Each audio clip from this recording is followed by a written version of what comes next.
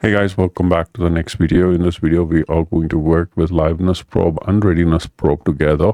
But in this video, we're going to work using TCP.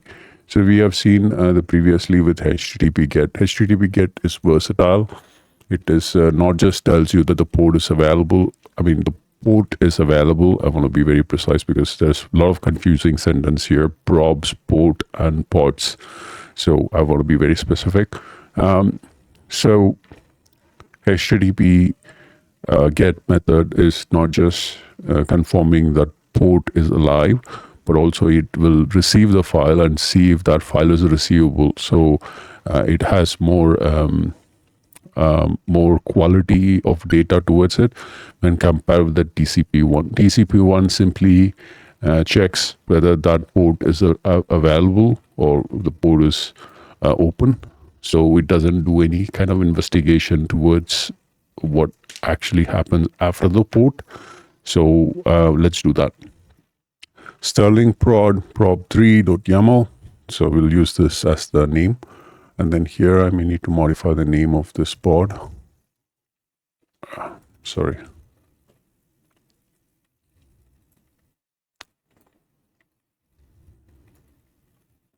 I'm just modifying the name of the deployment. So I've just modified the name of the. Okay, this is a pod which we are creating over here, not a deployment. So ignore what I said. So this is the pod name, and this is using a default image Nginx default Nginx pod. So here I have to delete this. I will have to remove this as well. Sorry, I just created this by copy pasting from a previous pod class. So here I'm using the container on the Rediness and as well as Liveness. So it is going to check both. And as it's going to use Nginx latest version of Nginx HTTP server, so it's going to use the port number 80. So as you can see over here, TCP socket is port 80, and the thresholds are all the same for both your Liveness and as well as Rediness. Not much difference here except for the name, which is different over here. So pretty much that. So let's just do kubectl apply -f. This is going to apply this pod, and it creates one pod over here. So it is waiting for the pod to establish or to get to the ready state. I'm also waiting for it because it is waiting for the initial delay seconds of 10, because that's the initial delay we have given for the pod, both for Rediness and Liveness. Initial delay was specified 5, I guess. Let's just verify it. You can see the initial delay for the Rediness probe is 5, and for the Liveness probe is 10. So that's where I made a mistake. So it is waiting for that much of time to make sure that the success threshold is being upheld, which is once, and it looks like the pod has come to the ready state right now. And the pod has been deployed with the default Nginx image, not my version 1 image. So I should be able to get the curl output of this application, which is hosted on this. So this is the default Nginx page. So yeah, there you go. It works fine. So now what are the complications here? Not much. It basically looks out for the port number over here, which is the 80 port number. So if someone logs into the kube control, exec-it,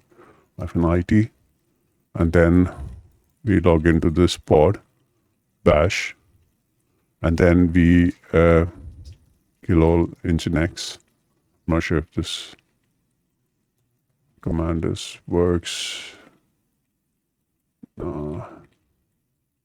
No. All right, so you cannot actually run PS because the PS command is not found because there is no commands here. So what you can do is you can directly control Nginx using Nginx command.